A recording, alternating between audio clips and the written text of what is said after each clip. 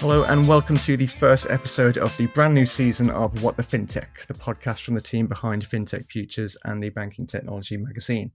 Yes, your favourite FinTech focused podcast has now reached season 4, and we're looking forward to chatting with a host of experts to bring you even more insights into the wonderful world of financial technology over the course of this year. My name is Paul Hindle, editor at FinTech Futures, and to kick things off this year on this historic first episode of 2023, we are joined by the wonderful Leda Glyptis. Leda, how are you? I am very well, and I've just realized that although I've been writing for Banking Tech and FinTech Futures for coming on to 6 years, this is actually my first time on the podcast. So I'm super excited to be here. Excellent. The first one of 2023 as well. How is that shaping up for you? I mean, 2023 is looking pretty good for me, to be honest with you. I feel terrible because it's such a hard year for most people, but I've started the year with some great things happening at work with 10X, and my book is coming out in like a matter of days. So in the middle of a lot of doom and gloom, I'm feeling very buoyant this year. Excellent. Yeah, I mean, so readers of the website will know all about your always popular Food for Thought column that you write for us every Thursday, which we know as #Leda Writes Day. And for anyone listening unaware of Leda's column, I would thoroughly recommend checking that out on the FinTech Futures website. But on the show this week, as you've already mentioned it there as well, we're discussing another of your writing endeavours, which is your new book, Bankers Like Us, Dispatches from the Industry in Transition, which will be launching on Wednesday, 1st of February, and is available to pre-order from the Routledge website now. I will leave a link to the pre-order page in the episode description below, and along with a link to register your interest to attend the launch party for the book as well, which is taking place on Wednesday, 1st of February in London. So please do follow that link if you'd be interested to join that. It'd be great to see as many people there as we can. So we'll be diving into that a little bit later. But as always, to get us started is our news in numbers segment. So this is where our guest has gone out and found a news story featuring an interesting number to discuss to get us started. So Leda, what have you brought along for us today? So my number is quite a gloomy start to the episode, I'm afraid. It is actually from a FinTech Futures article of a few days ago. Crypto.com to cut 20% of workforce, citing unforeseeable industry events. And I picked it for two reasons. One is that that number, or its little friend, 15%, seems to be coming up again and again. We are looking at almost every company in FinTech, FinServe, and tech giants outside of FinTech cutting between 12 and 20% of their workforce. So it's impossible to ignore that there is a resizing. Some call it a downsize, some call it a right sizing after spending plentiful investor money in previous years. But that number is definitely the summary of the first few weeks of this year, and I think will be with us for a few months. So absolutely impossible to ignore. The other reason I picked that story is that although the number is sadly accurate and will describe weeks and months to come, is the right sizing and change and hit that the crypto world particularly took unforeseeable. I'm pretty sure we've been talking about the change that will come with a greater focus on governance and a greater sort of set of controls in place. So although the number is hard, particularly hard for the colleagues affected, and it's definitely widespread, not exactly unforeseeable, is it? Yeah, for sure. I mean, you've mentioned that. I mean, it's interesting that it is always seemed to be around that 15% mark. Is there like a kind of CEO handbook, I guess, where it's you've got to make job cuts? Is that the kind of target number? Or how does that kind of come about, I guess? I don't think they get a secret handbook that says these are the numbers. What I think happens is that when times are good, people are more flexible about hiring. That could be that you open experimental divisions or double down in things that are nice to have, or hire or promote people from within who can grow in their jobs, but then they need more support. So you end up with more teams where a smaller group of experts would get the job done. You might get with a sort of slightly larger number of people learning on the job, support it more widely. When you need to downsize, there is a number that companies feel they can absorb between managing their finances and not crippling their operations. And I do think that it's a rule of thumb. I suspect between 10% and because anything below 10% is not material enough to be expressed in percentages. Again, it's always very real for the individual affected, but 3% in a company of 10,000 people is not exactly, it won't make the headlines. When you start talking about percentages that are material to the number of employees, it's about keeping that balance between not affecting operations and keeping the structure going. But I don't think there's an exact science to that number. Well, see, there was a second round. There was definitely no science to the number. Yeah. Yeah, I guess, I mean, one of the things that people are trying to avoid as well is repeat cuts, right? You don't want that to become an issue, and I read somewhere that if you're gonna cut deep is usually the way to go. But, I mean, you've mentioned it there as well, foreseeable into the start of this year. I mean, do you see 2023, is there any light at the end of the tunnel towards the end of the year, 2024, or what's your kind of take on that? I know it's hard to predict so far into the My future. crystal ball is depressing this year. I think the first half of the year will be about right sizing, cutting costs, investments not being plentiful. Assuming no other major disaster befalls us on the back of everything that has happened, I shouldn't be laughing.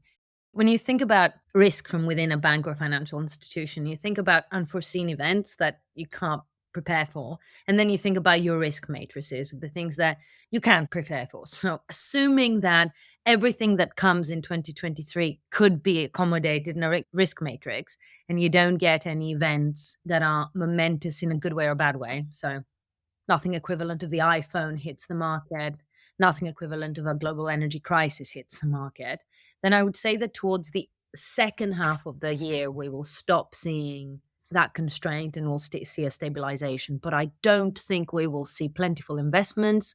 I don't think we will see doubling down on aggressive growth. I think we will see people looking at real metrics for their businesses on the fintech side and managing more prudently from a VC perspective. Not necessarily a bad thing, but again, a very, very difficult time for the people directly affected.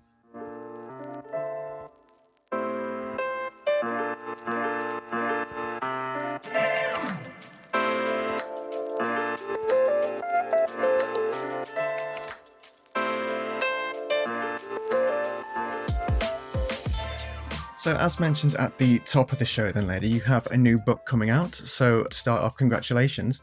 Can you tell us a little bit more about that and how that came about? I'd love to. So as you know, because you have to suffer through it, and as hopefully our listeners know, I've been writing for FinTech Futures for a few years.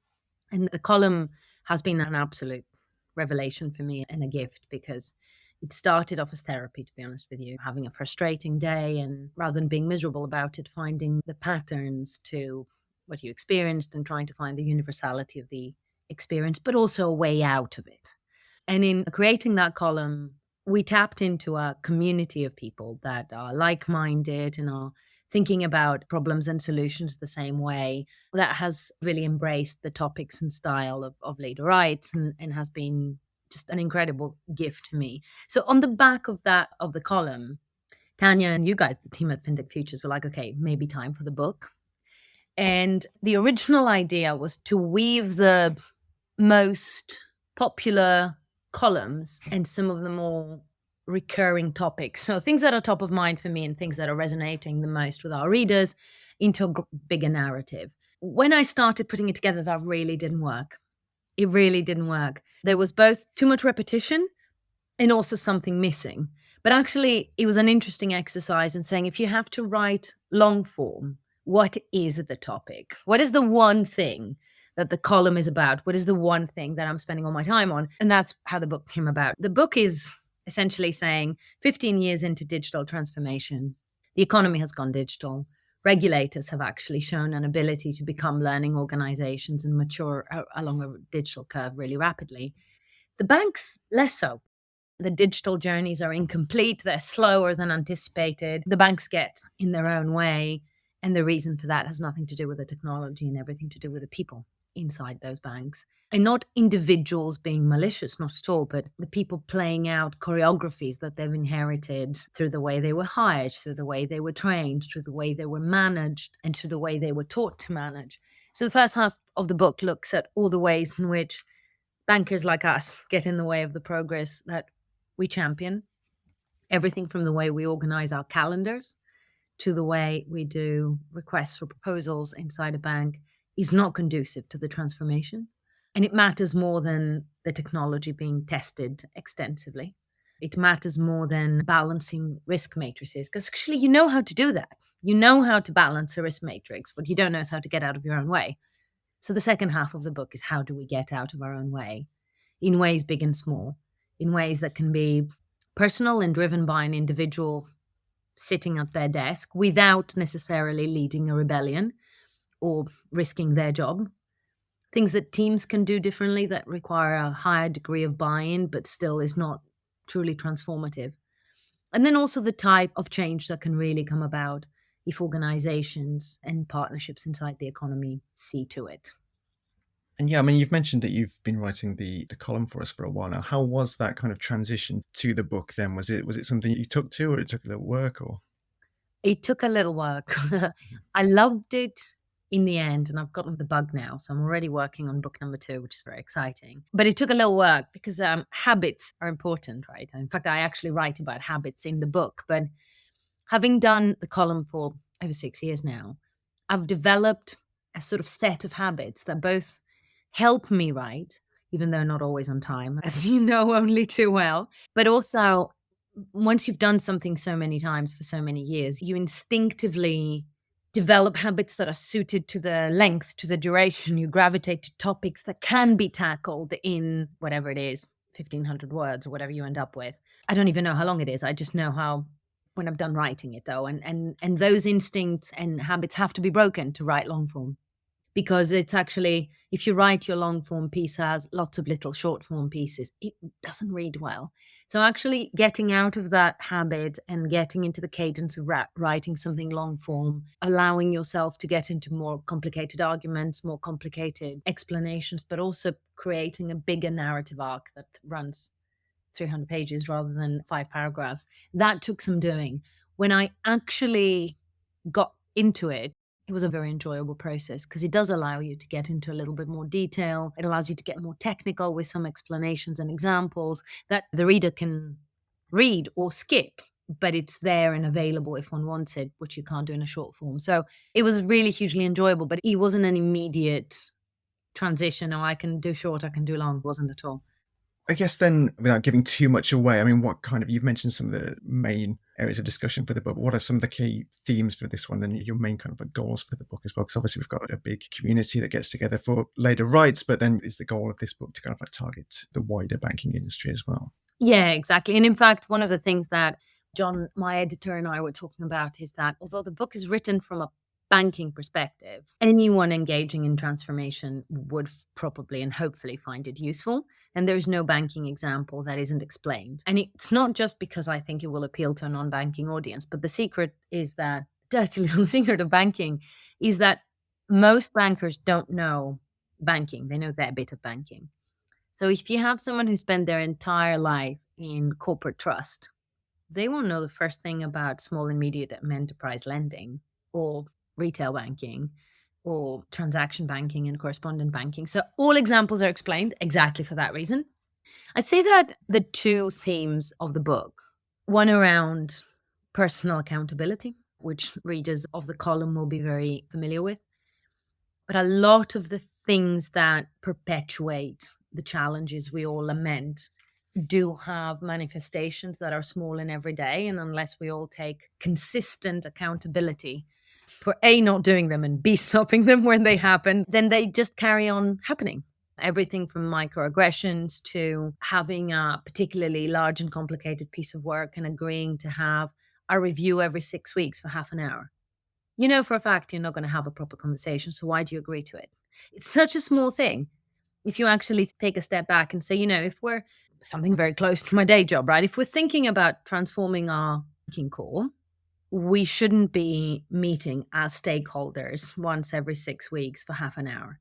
Because if we do that, we're delegating most of the decision making to people who are not A, accountable for it, and B, not necessarily as informed as the people making the decisions. And therefore, the people doing all the work will be managing to the half-hour presentation rather than to the business needs. And you know that you're creating a rod for your own back. It doesn't sound like a big thing, but actually, if you say no to that way of governing your project and you create space for thinking and you create an environment where the right issues and tensions and trade-offs are surfaced to the right group with the adequate amount of information to make informed decisions, you've already transformed the way you work.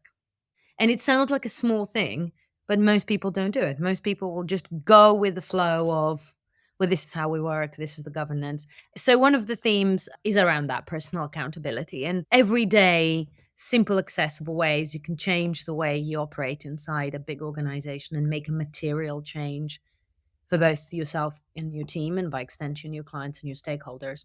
The second theme that I've touched on Leda Writes a couple of times, but long form lens to exploring a bit more, is that actually on so many levels, finance solves problems at the wrong level. So a lot of cultural change is sponsored by the CEO, but actually it should be permitted at the individual level. You need to be able to change your behavior and supported to change your behavior much lower down in the org. You shouldn't have your top boss to say, be nice to your colleagues or hire people who have different skill sets. By extension, as problems that should be solved lower down are solved really high up the org, the problems that should be solved high up the org are not solved at all. So, towards the end of the book, after we've said, if you do these things at an individual level and you do these other things at a team level, so for instance, you hire differently, you make sure you support your teams differently, you support your team members differently, you learn from your mistakes and you don't penalize anyone and you don't hide the error and all of those things. You start surfacing the more complicated questions that need to be answered higher up in the org, for instance. And you and I worked on a piece on that last summer, I believe, for Leda Rights. If you have technology that allows you to create unit economics that are radically lower, you have the ability to bring to market products that are radically inclusive at a profit, not even as charity. And you have to do it to scale, because if you do it in small numbers as a charity exercise, it doesn't work. But you can do it to scale. You can drive meaningful societal transformation by making infrastructure and technology stack decisions at the top of the organization. Those decisions are one or two horizons too removed, because all the decisions and everyday changes that should happen lower down in the org are bubbling up. So that's one of the themes that is coming up again and again, particularly towards the end of the book, is that unless we start tackling problems at the right level, the headspace for the really complicated transformative problems is just not there. And it's not like someone else does the work. Nobody does the work. And we're leaving so much value on the table, both on a societal level and on a material capitalist level.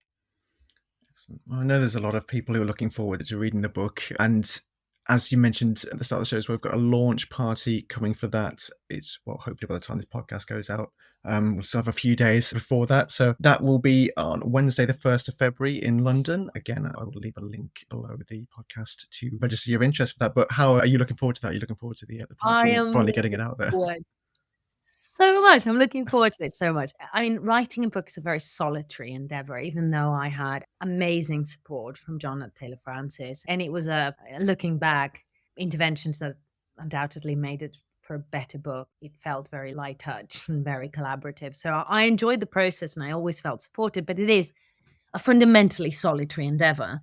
So being able to share it with a community, essentially, you're not a writer unless you have readers, right? And this community of people that have been supporting my writing is absolutely essential to the experience. And I'm very much addressing the book to them, as you'll see when you pick it up, as you'll often have with occasions like that. Obviously, a lot of folks have signed up to join us.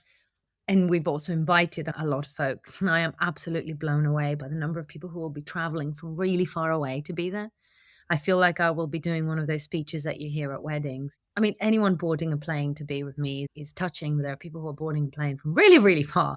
And I'm absolutely blown away. My boss, our founder at 10X, who also wrote the introduction, will also be there.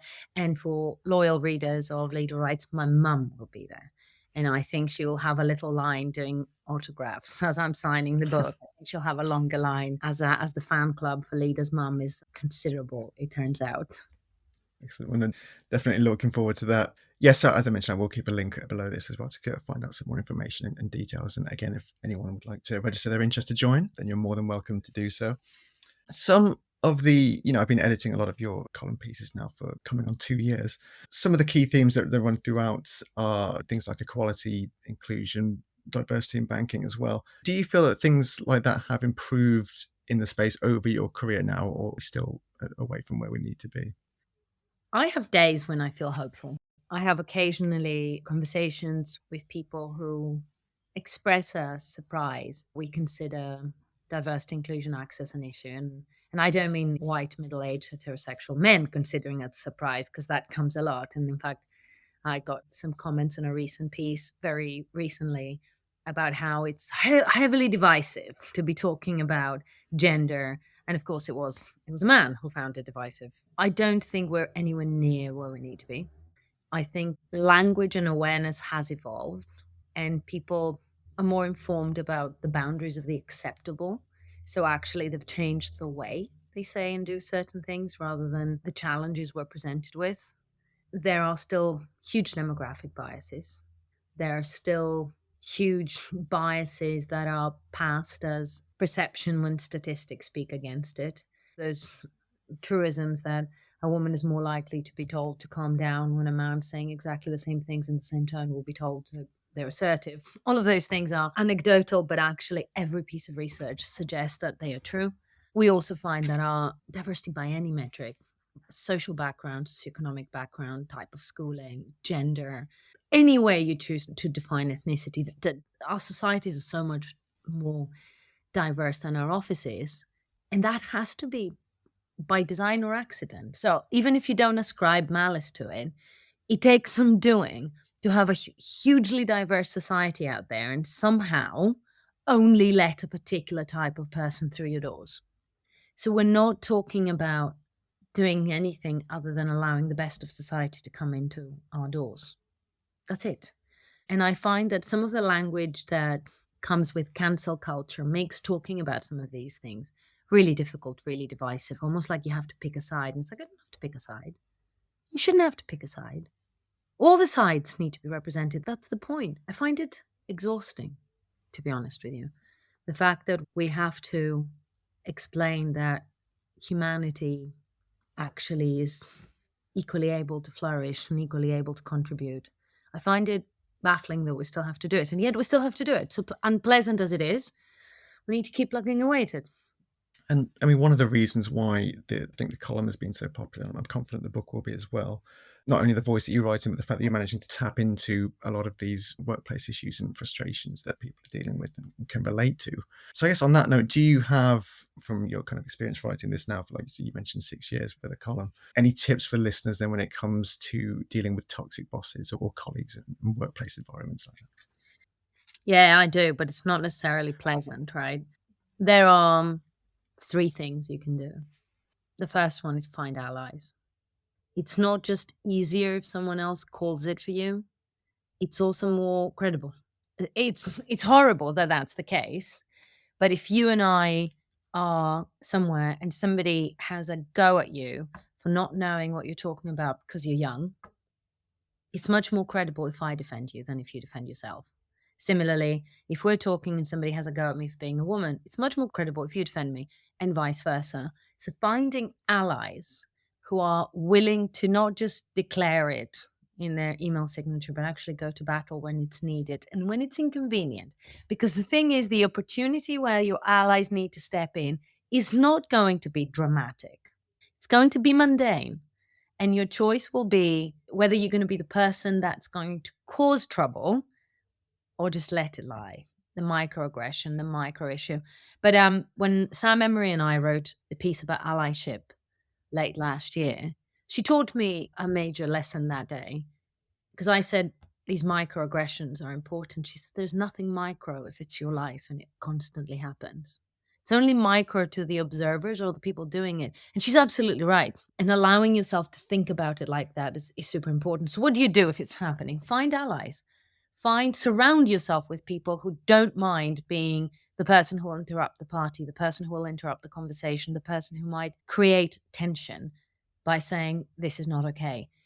The second thing is even more uncomfortable and is call it out. I always call it out, and you can see people are profoundly uncomfortable. They wish you wouldn't. But you know what? If we don't, it just carries on. It carries on regardless of whether the person meant anything by it or not. By calling it out, you live in hope that someone who was unaware of what they were doing now knows better, or someone who was aware and didn't think it was important now know better. But if they were both aware and thought they would get away with it, well, now they know they can't, and maybe that will change their behavior. So the first thing is allies. The second one's calling it out. The third one's leave. Like, you have options. If you're in an environment that puts you in that position, that makes you constantly battle for breathing space, then do they deserve your greatest contributions and your hard work? You have options. Leave. And aside from your writing as well, then just briefly to go into, you also work at obviously 10x, big player in the core banking space. So, I mean, we could probably do an entire other podcast on this as well, but it'd be great just quickly to get your thoughts on core banking landscape as well at the moment, and what banks maybe be doing better here, or tips for innovation moving forward. Yeah, absolutely. It's my favorite topic. I could talk for hours here. A few years ago, I wrote a piece called I Want My Bling Where I Can See It. It was about banks spending a lot of their innovation dollars on things that were visible to their consumers, to the street, to their competitors, to their investors. And for a very long time, we saw a lot of the innovation investment on UI, UX, partnerships, things that could be announced, things that could be seen. Meanwhile, you're still on COBOL-based mainframes and things are falling apart, right? One of the biggest drivers for core banking transformation being a topic that is discussed extensively is actually the regulator. The fact that the regulator has started talking about what is expected in terms of consumer protection, in terms of serving our customers, and what good looks like.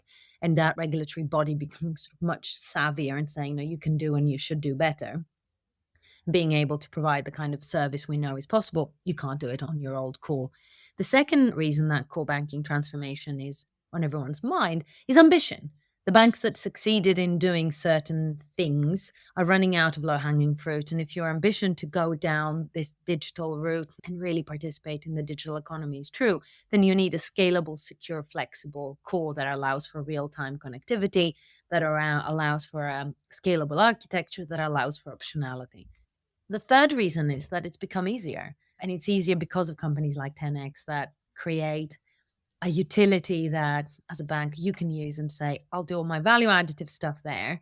And all of this stuff is essential, but I don't need to build it myself. And one of the things that I think differentiates 10x from our competitors in this space is that where a lot of our neo competitors have come in and gone for a sort of thin sliver of the smallest possible thing they can create to solve the problem for banks, we've come in and said, actually, in a banking stack, there's a lot there that isn't differentiating. That is an absolutely essential hygiene factor for all your ambitions, but it is a utility. It is not where you should play for competitiveness. So let us do it. Let us do it in a way that is cheaper than what you used to have, and faster and better and more scalable. And you focus on what is a thinner layer than we would have thought 10 years ago. But actually, that's where the differentiating capabilities and products get built. And just briefly, I mean, can you give us some insight into what, with your career so far, what it's been like working then with big banks? And is there any advice you can give to fintech startups looking to partner up with banks as well? So I started my career in a startup, actually, back when we didn't call them that. We just called them small companies, and we pretended that they were not. It wasn't cool to be a startup then. We were trying to create a sort of semblance of depth. And when we started, there was 4 of us and 2 were identical twins. So we looked like there were even fewer of us than there were actually, because they just looked identical. And our very first client couldn't tell them apart. And for a while thought there was only one of them until they saw them together at a meeting. It was actually hilarious. And post that job, I spent a long time inside banking and then crossed over to the other side. So I would say that there are a couple of things that are key to selling into a bank. One is, yes, banks are dysfunctional. Absolutely. I wrote a book about it. You should read it. But they're not stupid. And we do see a lot of startups over the years, increasingly less so now, but it still happens, that come in with the dismissive, let me show you how it's done approach. The reality is that banking has evolved over a very long period of time with regulatory complexity, product complexity, and also estate complexity. If you had acquisitions and mergers and technology is not always streamlined, there are reasons why it's hard to change. If you want to sell into that problem statement, you need to understand it. You need the credibility to be part of a solution. You can't come in and flaunt a specialist digital knowledge, because that knowledge is not that niche anymore. 10 years ago, it may have been, but now you need to approach your clients respectfully. If you want to sell into that problem, you need to understand why that problem exists, what realities your partners and clients are facing into, and how best to help them. Excellent. And then looking forward then, you mentioned briefly earlier in the show you might have a second book in the pipeline. Have you had any thoughts about what shape that's going to take yet? Yes, I have. So the first book is very heavily focused on all the things that can go wrong inside a big organization and what we can do to get around them, to get past them, to stop getting in our own way. And it's based very heavily on my own experiences over the last almost 20 years. The second book is about what it takes to go right. And I'm actually doing a very large number of interviews of practitioners inside both big organizations and scaling startups, founders, investors, etc., to get their views. I'm not intending to do a quantitative study. The interviews are it's a large number for the variety of opinions, but it still will remain qualitative. But it's actually very interesting to see some of the topics already emerging. And we should definitely do a sort of a few sneak previews as we get closer.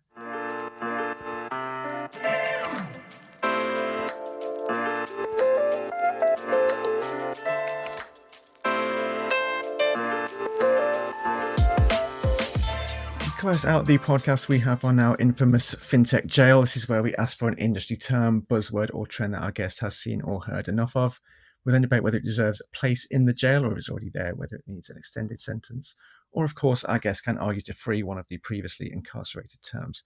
So, Leda, which buzzwords do you want to hand a sentence to then this week to start No, season I 4? came in determined I was going to free a term, right? I actually poured through the list of inmates and they all deserve to stay exactly where they are, actually.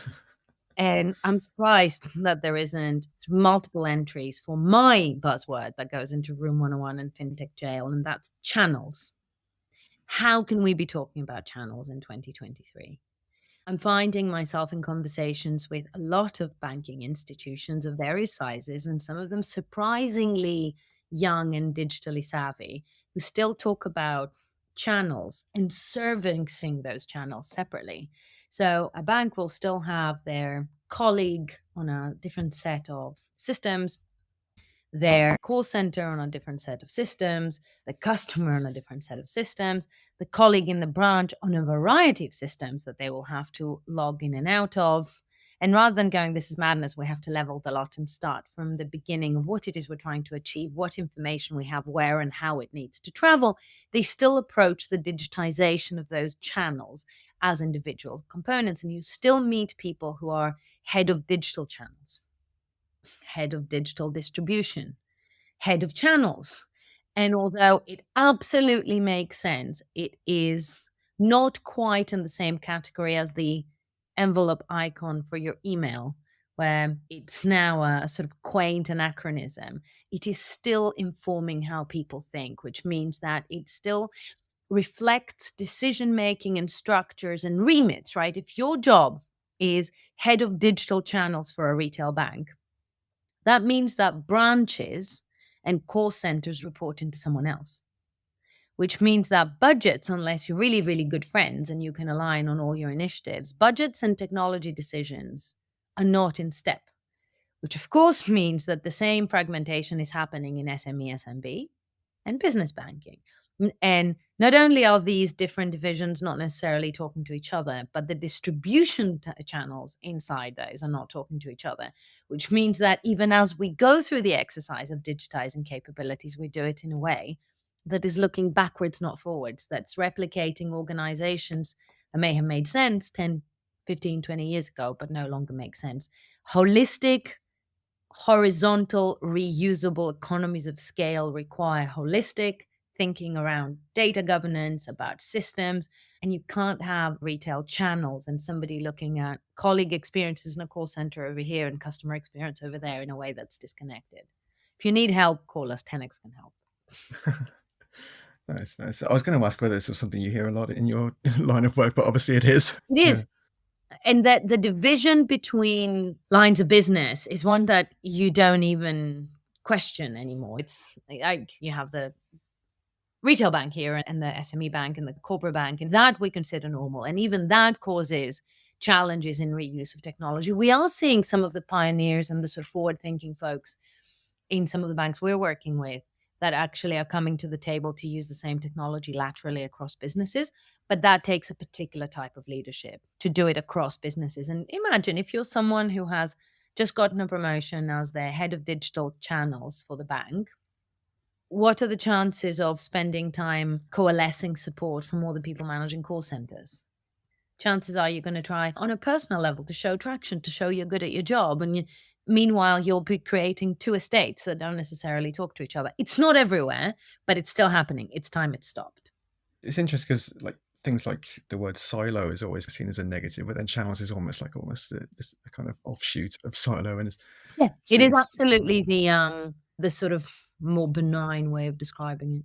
I mean, I guess if you were to get rid of this, I mean, usually I kind of ask if there's something that you might want to replace it with, but I guess this is just something that we can just get rid of and do away with It is entirely. something we should get rid of. In fact, read my book, it will help. The sort of senior decision makers at a board exco level should be looking at their bank and going, we've done great. We've made it to here, and it could be hundreds of years for some of those banks. We are solvent, we're viable, we have customers. Yeah, we have problems, but also we have all the assets we need to make it into the future. In a fully digital economy, what does our state need to look like to be driving down unit economics, increasing security, increasing flexibility? And the estate has to be reusable and extensible as widely as possible. So if you look at it like that from a CEO's perspective, you would not have someone in charge of channels. You would have someone in charge of reusable architecture and how the customer consumes becomes, yes, channels, but right at the end. Because you shouldn't care whether I access, say, my HSBC account from my phone or my desktop, but you do care because if you are a customer of any high street bank, I pick on HSBC a lot because I'm a customer, but any high street bank, the experience on the app and the experience on the website is different because the systems are different, because the capabilities are different. It's not just the UX, because when it comes to the channels, they're different. I think it's time that they stop being different. Excellent. That sounds good to me. I'm in complete agreement. You'll have no complaints from me about chucking this one into the jail. So yes, we will hand this one a sentence, and I will throw away the key. I would imagine it might be a while until somebody wants to break channels back out. So this might be the last time we see it, hopefully. I don't think it will be, but there we are. We'll see. Excellent. Well, that's all we have time for this episode. Thanks, of course, to Leda for joining me. As for FinTech Futures, you can find us online at www.fintechfutures.com, on Twitter at FinTech Futures, and of course on LinkedIn. If you like this podcast and our other episodes, you can subscribe on Apple Podcasts, Spotify, SoundCloud, or your favorite podcasting service to get notified about future episodes. As always, thank you very much for your support. We'll see you again for another episode of What the FinTech, but until then, goodbye.